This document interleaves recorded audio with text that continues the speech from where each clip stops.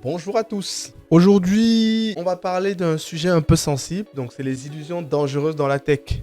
Donc c'est celle qu'on entend souvent un peu partout, qui peut circuler sur LinkedIn, dans des écoles, dans des bootcamps ou dans les formations, et même parfois sur cette chaîne aussi. Voilà, je me mets aussi sur le banc des accusés. Voilà, c'est le terme exact. Voilà. Donc ce sont les illusions qu'on raconte souvent, euh, qui sont souvent infondées. Voilà. Et qui peuvent parfois en fait bloquer la carrière des débutants ou t'empêcher toi de progresser ou d'avoir une vision complète en fait de ce qu'est réellement la tech en fait. Voilà. Donc moi je me base bien sûr toujours sur moi, sur mon expérience. Libre à chacun d'avoir une idée différente, d'avoir une opinion totalement différente de la mienne. C'est normal, ça fait partie du débat. Voilà. Donc aujourd'hui on va parler de 5 points. Est-ce que c'est vrai ou pas? Voilà, je vais vous donner mon avis. Donc est-ce que c'est vrai que la tech ne recrute plus? Euh, c'est une rumeur qu'on entend beaucoup ces derniers temps. On dit qu'en fait la tech, voilà, dans l'écosystème mondial et tout, ça recrute moins. On voit notamment des articles des grosses entreprises comme Amazon qui ont licencié des tonnes d'ingénieurs, pareil pour X, etc. Donc la question c'est, voilà, est-ce que c'est le cas vraiment? Qu'est-ce qui est du vrai du faux? Je vais vous donner mon avis là-dedans. Ensuite, la deuxième idée qui circule beaucoup, qu'on entend beaucoup, c'est de dire en fait que l'IA va remplacer les devs. Le métier de développeur en fait est mort. Est-ce que c'est vrai? Est-ce que c'est faux? Qu'est-ce que j'en pense de ça? Je vais vous donner mon avis là-dessus. Ensuite, le quatrième point, ça c'est plus pour les ops. On dit que le cloud, ça simplifie tout. Donc, aller sur le cloud, en gros, c'était comme si maintenant c'était très facile et tout. Que ça permettait de gagner en productivité, de gérer les infrastructures en fait d'un claquement de doigts comme ça. C'est quoi la vérité dans tout ça? Et la dernière contre-vérité, c'est de savoir est-ce qu'il suffit d'être bon aujourd'hui en code? Est-ce que être un bon codeur aujourd'hui, ça suffit pour être à l'abri de tout? Donc, ce sont ces quatre vérités-là. Donc, moi, je vais t'expliquer en fait les réalités avec des nuances. Et l'idée, en fait, c'est de te donner mon avis sur ces quatre idées-là en fait qui circulent très souvent. Voilà. Donc, c'est parti. Avant de continuer la vidéo, je souhaitais vous présenter le dernier logiciel que ma société HKTech a développé. C'est le logiciel EasyQuiz. EasyQuiz.ai. EasyQuiz.ai, c'est un logiciel simple, intuitif qui s'adresse aux recruteurs, aux formateurs, aux enseignants ou à toute personne qui à un moment donné doit devoir évaluer de la performance, doit devoir évaluer des candidats. Grâce à la puissance de l'IA, va vous aider dans la conception de vos sujets d'évaluation, notamment dans la conception des quiz d'évaluation. N'hésitez pas à aller tester, je vous promets, vous ne serez pas déçus.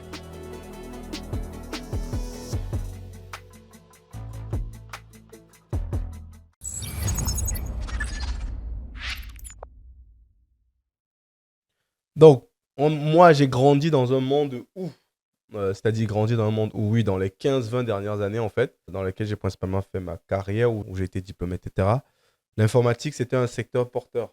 Donc, notamment ce qu'on appelle aussi la tech de manière générale. Donc, la tech, c'est l'informatique associée aussi à tous les métiers qu'il peut avoir autour. Donc, du cloud, du DevOps, des codeurs, l'infra, etc., les archives, tout ce qui va bien là-dedans. Donc, on disait que la tech, c'était un monde qui recrutait, c'est même pas qu'on disait. Il y avait une vraie demande, il y a même une pénurie d'ingénieurs dans les pays industrialisés. Voilà. Donc, ça a été le cas pendant 15 ans. Donc, on disait que la tech, ça recrute. D'ailleurs, c'est pas pour ça que moi, j'ai fait des écoles d'ingénieur en informatique. Moi, je suis à la base passionné d'informatique. Mais je sais qu'il y a pas mal de reconversions ces derniers temps. Des gens qui faisaient de la chimie, de la physique, qui se retrouvaient en train de faire du dev, etc. C'était pas vraiment leur choix premier. Mais comme il y avait beaucoup de demandes dans la tech, ces profils-là, ils avaient totalement leur place. Donc, c'était possible de se reconvertir en fait dans, dans l'univers de la tech, dans l'univers de l'informatique. Alors, 15 ans plus tard, 20 ans plus tard, c'est quoi le constat aujourd'hui en 2025? Est-ce qu'aujourd'hui la tech recrute toujours autant? Est-ce qu'aujourd'hui il y a toujours l'opportunité de basculer carrément, complètement de carrière pour rejoindre l'univers de la tech? Voilà. Moi, je dirais que la tech, ça recrute toujours, mais ça recrute différemment. Donc, c'est sûr qu'on n'est plus dans la période des années 2015, 2016, 2017, même 2020, etc. Donc des périodes avant Covid où quand tu étais vraiment un ingénieur en informatique ou dans la tech, bah, tu étais un peu le roi du pétrole en fait. Comme ma soeur me dit souvent, les informations, vous êtes les rois du pétrole. Bon, c'est plus très vrai, ma soeur Manuela, c'est plus très vrai. Aujourd'hui, c'est un peu différent. Donc ça recrute toujours, mais je pense que ça recrute de manière différente. Je le base parce que moi, je vous ai dit, ceux qui suivent la chaîne, moi je suis freelance, je suis consultant. En plus de développer des logiciels, etc. Donc de temps en temps, je fais du conseil où les gens me sollicitent. Donc ce qui fait que je suis toujours quand même en contact du marché. Donc je suis quand même régulièrement ce qui se passe. Et je suis aussi abonné à différents newsletters de freelance ou de plateformes, etc., pour le recrutement, etc. Donc, ça me permet aussi de savoir ce qui se passe sur le marché, même quand je ne suis pas forcément disponible tout de suite. Donc, moi, je dirais aujourd'hui que les entreprises, que moi je constate, c'est que même moi, à mon niveau, les entreprises, elles cherchent moins les juniors. Elles ne veulent plus trop les juniors. Vous allez vite comprendre pourquoi, parce qu'aujourd'hui, l'IA, ça a pris le rôle, en fait, des développeurs juniors, en fait, ou des ingénieurs juniors. Donc maintenant, ce qu'elles veulent plutôt, c'est des profils autonomes. Donc le temps de former des gens, prendre le temps de monter en compétences, de pouvoir résoudre les petits problèmes qu'il y avait, etc. Donc prendre un petit stagiaire qui va automatiser telle tâche, tel workflow dont on n'a pas le temps. Aujourd'hui, ça a été donné à l'IA. Donc ce fait que les entreprises cherchent moins des profils un peu débutants qui se cherchent aussi. Ça, c'est la première chose. Donc ce qui fait que le niveau d'exigence a augmenté. C'est normal, hein, vous avez des l'IA qui est capable de vous produire du code qui est relativement fiable, même si c'est pas tout à fait parfait. À côté de ça, pourquoi vous allez payer quelqu'un qui va vous donner générer du code imparfait, en tout cas moins bon que celui de l'IA, qui en plus de cela va prendre ses 4 pauses club dans la journée. Ensuite, il va aller gérer l'humain, etc. Bon, j'exagère un peu. Donc aujourd'hui, franchement, le niveau d'exigence a quand même augmenté, donc ce qui fait que c'est un peu différent en fait. Voilà. Et aussi, il y a beaucoup plus de candidats. Ça, c'est un fait. Il y a beaucoup plus de candidats sur le marché. C'est pas que l'IA, il y a eu la Covid, il y a eu l'IA. Il y a aussi le fait que l'informatique, c'est un peu globalisé. Vous voyez, il y a plein de boîtes américaines ou françaises ou un peu partout qui délocalisent partout. Donc, on voit des centres tech qui apparaissent, par exemple, au Maroc, en Thaïlande, au Sénégal, au Cameroun. Bon, un peu partout dans le marché, c'est globalisé, en fait. Donc, ce qui fait que les ingénieurs, quand ils étaient en Europe ou en Amérique, en fait, les postes étaient pour eux. Aujourd'hui. Cette logique-là a totalement disparu. Aujourd'hui, pratiquement, enfin, la plupart des grosses entreprises, en fait, euh, ont sous-traité ou se posent la question de sous-traiter. Donc, c'est pour ça que, comme je l'ai cité, et la raison est très simple, parce qu'économiquement, ils se sont rendus compte qu'un ingénieur, qu'il soit à Abidjan, qu'il soit à Pen, ou bien qu'il soit au Cambodge, bah, il est aussi performant que les ingénieurs qui sont dans les pays occidentaux, en fait. Ce qui fait que le marché est quand même assez saturé à ce niveau-là. Il y a beaucoup plus de candidats et moins de postes. Et le deuxième, l'autre aspect aussi, c'est que les entreprises maintenant veulent plus de la polyvalence, en fait. Ils ne veulent plus des gens qui sont monotâches, en fait, c'est-à-dire qui veulent faire que du full, enfin, je sais pas, qui veulent faire que du dev, qui ne veulent pas toucher à l'infra, ou bien des devs qui ne sont pas curieux, va aller toucher à l'infra ou inversement. Donc aujourd'hui, on veut un peu des profils polyvalents parce que je lui dis, il y a l'IA qui permet de pouvoir avoir rapidement certaines informations, en fait. Donc ça, c'est ce que moi, je constate. Et c'est aussi mon analyse que j'en fais. Voilà, dites-moi si vous êtes d'accord avec moi ou pas. Mais ça, c'est la première chose qui concerne en fait le recrutement dans la tech. Donc là, ça recrute toujours, mais ça recrute différemment. Voilà. Maintenant, la réalité du marché, c'est que le marché, en fait, c'est du coup, en conclusion, c'est devenu un peu plus sélectif. Et le marché, il faut savoir que le marché, il est assez cyclique et peut être brutal. Je dirais même qu'il est cynique, le marché. Voilà, ce n'est pas le métier s'en fout que vous ayez une mission ou pas, en fait. Voilà, le marché, c'est ça. Le marché, c'est une question d'offre et de demande. Si les entreprises ont moins besoin d'humains pour faire certaines tâches, ben, elles s'en foutent. Il y aura besoin d'avoir les pressions politiques ou je sais pas. Bon, elles, c'est pas, ça va pas dans leur moule et tout. Elles sont là pour faire de la rentabilité, pour réduire les coûts. Donc, si on peut faire plus avec moins, bah, on va le faire, quoi. Donc, ce qui fait que dans la tech, aujourd'hui, on était un peu épargné dans les 15-20 dernières années, en fait, les agents informatiques, c'était un peu les rois du pétrole, entre guillemets, mais aujourd'hui, je pense que c'est moins le cas et c'est une réalité. Donc maintenant, la question de savoir comment se préparer là-dedans, donc c'est un peu, moi, ça me ferait un peu tout ce que je dis là, mais en fait, comment maintenant se préparer là, par exemple, un jeune qui arrive sur le marché, qui n'a pas encore eu le temps d'asseoir son expérience, etc. Comment baigner là-dedans? Comment, entre guillemets, réussir à faire son moule entre la concurrence de l'IA, la concurrence de l'offshoring, les exigences des boîtes qui veulent en fait le mouton à 6 pattes, c'est faire plein de choses en fait. Donc l'idée, c'est de rester curieux. Donc déjà, le fait d'être abonné à une chaîne comme la mienne, qui essaie de vulgariser certains savoirs, c'est une très bonne chose. S'abonner aussi à des blogs en ligne qui présentent des sujets sur la tech, des nouvelles thématiques, etc. C'est pas mal. Il faut aussi développer une spécialité identifiable. C'est-à-dire, on ne peut pas être expert de tout, mais il faut quand même avoir une base sur laquelle vous êtes solide, en fait, qui va être votre socle. Donc, ça peut être par exemple le cloud, ça peut être la plateforme ingénierie, ça peut être la sécurité, ça peut être la data. Donc, c'est quand même bien d'avoir, même si c'est l'IA qui va faire ça, c'est quand même bien d'avoir quand même un pôle de compétences où vous identifiez, où vous estimez que vous êtes quand même plutôt à l'aise là-dedans. L'autre sujet aussi, c'est de pouvoir apprendre vite. D'ailleurs, j'ai fait une vidéo où j'apprends, où je vous livre comment j'apprends mon framework pour apprendre rapidement les nouvelles technologies. Voilà. Donc, c'est aussi important de pouvoir apprendre vite. Et il ne suffit pas d'être un génie ou plus intelligent que ça. Faut juste être rigoureux, en fait, pour ceux qui veulent apprendre vite. Le marché n'a aussi aucune obligation de te prendre, en fait. Donc, ça, il faut savoir ça. Donc, c'est à chacun, nous, êtres humains, de pouvoir s'adapter et pas à l'inverse, quoi, parce que ça marché s'adaptera jamais à nous. Donc, le monde de la tech aujourd'hui, pour résumer, ça ne recrute plus énormément comme avant, comme peuvent le penser les gens de l'extérieur. Ça recrute, mais ça recrute différemment et les exigences sont devenues un peu plus forte. Voilà. Donc ça, c'est mon avis, c'est ce que je constate. Donc on va passer au point 2.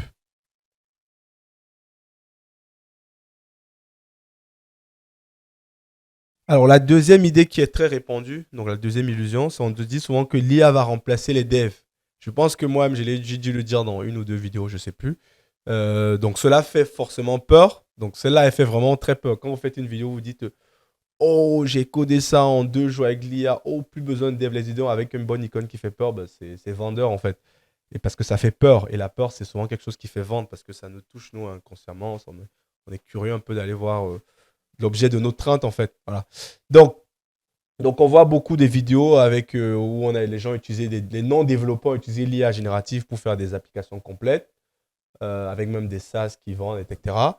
Donc on voit des devs qui s'inquiètent pour leur carrière et des devs qui sont un peu dans la réaction, qui deviennent un peu des réacteurs. Pas des réacteurs, comment on dit, des réacts, on va dire ça. Dans le sens où ils sont un peu anti-IA, etc. Moi-même, parfois, je peux avoir des positions où je suis un peu un réactionnaire en vue de l'IA, mais en fait, même si je l'utilise aussi. Donc on voit des entreprises qui réduisent leur workflow et disent maintenant que c'est l'IA. Donc maintenant, la question, c'est de savoir, est-ce que c'est vrai? Est-ce que l'IA va totalement remplacer les devs? Bon, les devs, quand je dis devs, c'est au sens général, hein, je parle aussi des ops, des plateformes ingénieurs, des data, des architectes. Bon, c'est vraiment au sens tech va remplacer en fait. C'est vraiment au sens global du terme. Il y a quand même une part de vérité. Donc, comme je l'ai dit en préambule dans la première partie, oui, euh, l'IA en fait va remplacer une partie, il remplace déjà une partie des tâches. Par exemple, la génération du code. Aujourd'hui, pour du boilerplate, aujourd'hui, moi, quand je vais démarrer un nouveau projet, ben, en fait, ouais, avec l'IA, il sait très bien faire ça pour vous donner une base sur laquelle vous pouvez partir. Par exemple, les tests unitaires qui prennent un temps fou. Les documentations, aujourd'hui, c'est évident que 90% de la doc tech générée par l'IA, c'est voilà, c'est énorme. Donc, il y a une grosse partie qui est générée, surtout dans la documentation. Parce qu'effectivement, ça, c'est le truc principalement chiant, qui était assez chiant pour les développeurs. Par contre, qui est important pour le métier. Donc, ce qui fait qu'aujourd'hui, les devs, ils se cassent plus pour la doc. Il la génère avec l'IA. Voilà. Donc, ça, c'est des choses que l'IA fait aujourd'hui. Par exemple, la correction aussi des bugs évidents. Donc, vous avez reçu un code, vous n'êtes pas sûr, vous voulez qu'il optimise, vous donnez ça à l'IA et vous génère. Donc, dans ce sens-là, oui, ça a remplacé quand même une bonne partie du métier que faisaient les développeurs. Mais voilà le problème, en fait. Il faut savoir que remplacer une tâche ce n'est pas remplacer un métier. Donc, effectivement, sur une tâche de génération de doc, etc., l'IA va le faire. Mais il faut savoir que le métier d'un ingénieur, c'est pas de régénérer de la doc. Ce n'est pas même juste du PC du code ou bien du faire du test. Non, c'est un ensemble de fonctionnalités. C'est aussi communiquer avec le métier, c'est aussi faire de la recherche, c'est aussi modéliser, prendre des décisions, comprendre tout un contexte en fait que l'IA va peut-être comprendre un jour, mais aujourd'hui c'est clairement pas le cas parce que l'IA n'a pas une vision assez transverse. Il a la vision précise sur votre projet entre guillemets, mais la vision transverse avec toutes les contraintes que vous pouvez avoir dans l'entreprise, savoir que il a cette façon de travailler, les livrables sont de cette façon. Bon, je pense quand même d'une vision globale, l'IA n'a pas encore ça. Donc, ce qui fait que même le fait de pouvoir collaborer avec des équipes, savoir comment communiquer avec ces personnes-là, etc. Donc, vous allez peut-être utiliser l'IA pour ces tâches-là, mais à mon sens, on n'est pas encore au stade en fait où l'IA remplace 100% des développeurs et qu'il n'y en a plus. Donc, je pense qu'il y en aura toujours besoin, mais il y en aura peut-être besoin de moins parce que, comme je l'ai dit, il faut pouvoir collaborer, industrialiser, tester, etc. Donc, il va aider l'IA aide aujourd'hui dans ces tâches-là, mais remplacer le métier en lui-même, je dirais non. Il y aura toujours besoin des devs. Donc, l'IA ne va pas forcément les remplacer. Donc, ce qu'il faut juste comprendre, en fait, c'est que l'IA, c'est un accélérateur. Par contre, les devs qui ne vont pas prendre encore le fait de pouvoir travailler vraiment avec l'IA, voir comment booster, s'améliorer grâce à l'IA, bah, écoute, je pense qu'ils vont être un peu en retard. Et la sélection naturelle du marché va faire qu'en gros, ils vont peut-être être moins performants et du coup, ils vont avoir moins de missions ou avoir moins de chances d'avoir des postes, etc. Donc ça, c'est un peu ça. Donc moi, je pense que ceux qui vont disparaître, pour résumer, en fait, c'est ceux qui ne comprennent pas le code. Donc si c'est pour juste générer du code que vous ne comprenez pas, que vous êtes capable de faire évoluer, moi, je pense que voilà, vous allez peut-être disparaître à terme. Parce que voilà, ceux qui ne savent pas lire une architecture, comprendre quels sont les impacts. Si vous prenez juste à chaque fois du ligne du code qui est généré par l'IA et que vous n'êtes pas capable de le challenger, bah, vous allez vous retrouver avec des grosses failles de sécurité. D'ailleurs, notamment avec toutes les applications des vibe coders là. C'est souvent le gros problème qu'il y a, c'est les failles de sécurité avec des mots de passe qui sont souvent gérés de manière catastrophique parce qu'ils n'ont même pas le réflexe de se dire que quand on fait une application, la priorité c'est de pouvoir la sécuriser. Et on sécurise comment? C'est quoi la sécurité? C'est quoi le fait de chiffrer ces données en transit, de chiffrer ces données en REST? C'est quoi le fait aussi de pouvoir gérer une authentification entre mon back-end et mon front-end, m'assurer que mon back-end il est par exemple sécurisé avec un JWT ou bien avec un autre? Comment on met ça en place? Enfin, tous ces mécanismes-là, vous avez peut-être, si vous ne comprenez pas comment ça marche, vous ne serez même pas besoin, à mesure de demander à l'IA de vous générer l'application comme il faut. Vous allez il va vous générer une application qui, pour vous, avec votre œil de, on va entre guillemets, d'incompétent, puisque vous ne maîtrisez pas ce que vous faites, bah, ça va paraître très bien et fonctionnel, ça peut être le cas. Mais pour quelqu'un qui s'y connaît, pour quelqu'un qui va creuser la chose, surtout pour un hacker qui va savoir que votre application a été vipodée, bah, il va potentiellement s'amuser à pouvoir aller réveiller des failles, quoi. Voilà. Et pour une entreprise, ça peut être catastrophique. Voilà. Donc moi, je dirais ça. Et je pense aussi qu'il y a des métiers où il y a la compréhension humaine, comme les métiers de plateforme ingénieur, de SRE, le cloud, dans la data, etc. Bon, il y aura toujours quand même un peu de... Il y aura toujours besoin, en fait, de ces personnes-là, mais un peu moins. Voilà. Donc il faudra s'efforcer de bien se former pour être au top de la pile.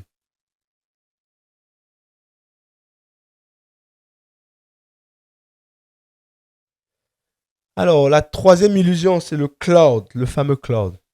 Le cloud simplifie tout. Est-ce que c'est vrai ça? Donc ça, c'est aussi quelque chose que j'ai entendu souvent dans la bouche des certains managers, voilà, des gens qui ne sont pas forcément très techniques et qui ont lu quelques articles de blog, qui ont acheté quelques présentations. Ils pensent que le cloud, c'est magique. Non, le cloud n'est pas magique. On a vendu le cloud comme étant plus simple, moins cher, plus rapide, plus accessible, plus sûr. Entre guillemets, ça peut être vrai, mais ça peut ne pas être vrai. Donc, tout dépend maintenant de votre niveau de compétence, de votre niveau de savoir sur cette technologie-là, en fait, de savoir comment vous pouvez exploiter ça. Donc, parce qu'il faut savoir que l'inverse aussi peut être vrai dans la plupart des cas. Vous pouvez avoir une application qui marche bien en prem, mais quand vous allez sur le cloud, elle vous coûte 4-5 fois plus cher. euh, Elle est moins sécurisée, etc. Donc, ce que beaucoup de gens découvrent trop tard, euh, c'est que le cloud, c'est quand même un univers complexe. Donc, les grosses boîtes l'ont quand même compris. C'est pour ça qu'elles continuent toujours à faire appel à des experts dans ces thématiques-là, comme moi. Voilà. Je me jette un peu des fleurs, mais oui, c'est pour ça que les grosses boîtes l'ont quand même compris que. Parce qu'il y en a qui ont payé le prix assez fort de se dire que, bah, écoute, c'est plutôt simple, tout le monde va essayer de faire nous-mêmes. Mais en fait, on se rend compte que non, le code, c'est assez complexe parce que déjà, il y a une centaine de services. Déjà, il y a plusieurs cloud providers et chacun d'eux a une centaine de services.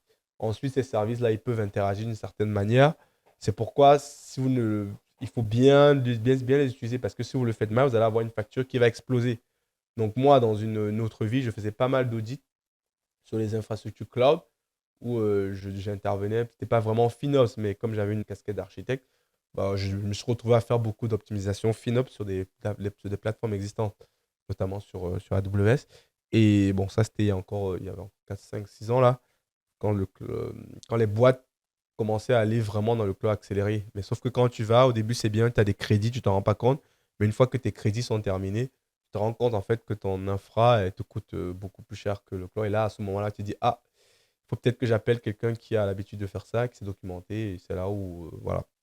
Pour revenir dans où on est, en fait, donc il faut savoir aussi que le fournisseur, comme vous avez dit, c'est le cloud aussi, il a plus de pouvoir que toi. Donc il y a aussi toutes les parties données, toute la partie RGPD, la partie en fait Cloud Act, par exemple, quand vous allez sur un cloud américain, il faut savoir que potentiellement les US peuvent accéder à vos données. Et tout ça, les boîtes, aujourd'hui quand même, c'est quelque chose qui est pris en compte. Les boîtes ont quand même conscience de ces enjeux-là, mais c'était pas forcément pris en compte, quoi.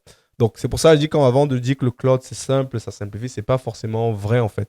Ça peut être vrai quand les choses sont bien faites, mais ça peut être une horreur aussi si les choses sont pas bien adaptées en fait. Voilà. Donc il faut savoir que le cloud ne simplifie pas. Donc le cloud en fait, ça va permettre de déplacer la complexité. C'est-à-dire que avant il fallait gérer bien sûr des serveurs, le réseau, Il fallait gérer en fait tous vos équipements là et tout, la connexion au réseau. Voilà, aujourd'hui, vous n'avez plus à gérer ça. Vous allez plus vous focus sur les parties, les architectures distribuées, sur vos VPC, sur les permissions, sur l'orchestration, etc. Donc, c'est entre guillemets un autre métier. Voilà, c'est un autre métier.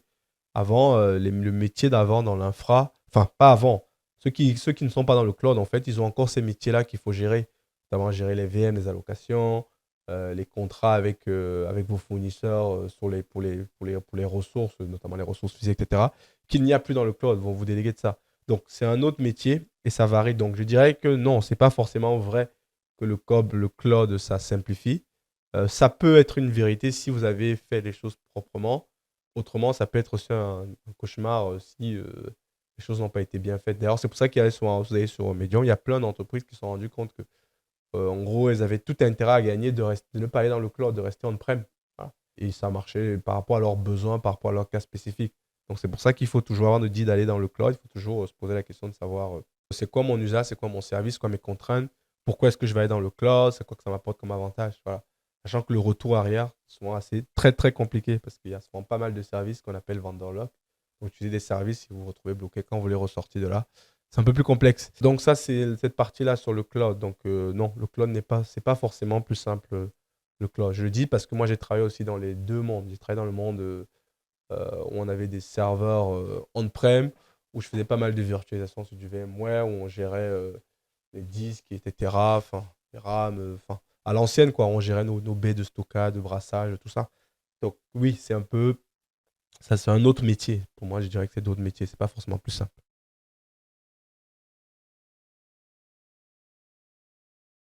Alors, le dernier point, c'est savoir si je suis un bon codeur, alors je vais forcément réussir dans la tech. Là, je vais être très cash. Aujourd'hui, je vais dire le code, l'IA est venu casser ça complètement. Donc, je dirais que non. Aujourd'hui, clairement, savoir coder comme un dieu, comme un expert, franchement, ça sert. Enfin, je suis un peu partagé là, mais je dirais qu'on n'a plus le code très poussé, très avancé, etc. Ce n'est plus à ce niveau-là que la différence va se faire, en fait. Donc, être un très bon codeur qui va vite, aujourd'hui, l'IA surpasse ça. Par contre, les enjeux sont plutôt aujourd'hui de maîtriser les architectures, la communication, la documentation, pouvoir gérer le stress, comprendre un produit, comprendre le client, avoir une sorte de curiosité permanente, pouvoir collaborer, pouvoir switcher de projet. Là, aujourd'hui, c'est plus ces attentes-là qu'on attend des bons, entre guillemets, des bons devs, etc. Parce qu'aujourd'hui, juste générer du code pur, frontal et simple, bah, l'IA est quand même, nous a surpassé à ce niveau-là. Donc moi, je dirais qu'aujourd'hui, oui, ce n'est plus vrai, en fait. C'était vrai il y a encore 4-5 ans. Franchement, un mec qui savait coder comme une bombe et tout, ça avait vraiment une grosse plus-value. Il pouvait aller tout. Aujourd'hui, il a toujours une bonne plus-value. Euh, mais je pense que juste être un codeur là, qui crache du code et qui est un peu associable dans sa grotte là, qui refuse de comprendre comment marche l'infra, refuse de s'adapter à de nouvelles technologies et tout ça, bah, ce dev-là, en fait, il va sombrer avec le code, avec son code magique, parce qu'aujourd'hui, il a totalement dépassé ça. Et aujourd'hui, les entreprises qu'ils entendent, en fait, ce n'est pas que tu saches coder, en fait. Aujourd'hui, ce qu'une entreprise, moi, quand je travaille sur des clients, on se pose à la fin, est-ce que tu as atteint l'objectif? Est-ce que tu as apporté des solutions concrètes? Est-ce que tes solutions sont fiables? Est-ce qu'elles ont un impact réel pour l'entreprise? Est-ce que ça génère plus de business? Est-ce que ça permet aussi d'être par exemple plus autonome? Est-ce que ça permet à la boîte de grandir? Par contre, on s'en fout de savoir, enfin, on s'en fout. Oui, dans une certaine mesure, on s'en fout un peu de savoir que ton code est si joli, etc. De toute façon, aujourd'hui, on se doute que c'est une bonne partie a été générée par l'IA. Donc, ce n'est plus ça où il y a la plus-value. Donc, la plus-value, en fait, c'est sur ces métiers transverses-là. Donc, c'est terminé pour cette vidéo-là où j'ai un peu essayé de casser 4 vérités qui circulaient dans le monde de la tech, qui circulent toujours. Donc, moi, c'est ce que j'en pense. Voilà, vous avez peut-être un avis différent du mien. Ce que je peux comprendre, n'hésitez pas à me dire ce que vous en pensez en commentaire. Si vous trouvez cette chaîne pertinente, si vous trouvez que le contenu a de la valeur, n'hésitez pas à le partager à un maximum de personnes. Comme ça, la chaîne va continuer à grandir et moi, ça me donne de la force et de l'énergie pour faire d'autres vidéos. Donc, je vous dis à bientôt et on se retrouve pour une prochaine vidéo sur KG Code. D'ici là, portez-vous très bien. Ciao. Avant de se séparer, n'hésitez pas à aller jeter un œil sur le livre que j'ai rédigé qui s'appelle Mastering Kubernetes Debugging. Donc c'est un livre que j'ai développé j'ai commencé à écrire ça en début d'année. Donc ça m'a pris 6 mois pour rédiger ce livre-là, dans lequel j'ai concentré en fait mais 7 années d'expérience à gérer des clusters Kubernetes tout seul, comme je l'ai dit précédemment. Donc c'est vraiment un livre qui se veut hands-on, dans lequel je vous montre comment j'explique un peu l'architecture de Kubernetes, mais surtout je détaille comment est-ce que vous pouvez résoudre des vrais problèmes en production sur les clusters Kubernetes. Donc n'hésitez pas à aller jeter un œil, c'est disponible sur Amazon. Donc n'hésitez pas à aller l'acheter, à le tester et me faire des retours en fait. Donc c'est vraiment un livre sur lequel j'ai mis en œuvre tout mon savoir-faire sur Kubernetes. J'ai hâte de pouvoir vous lire et je vous dis à très vite.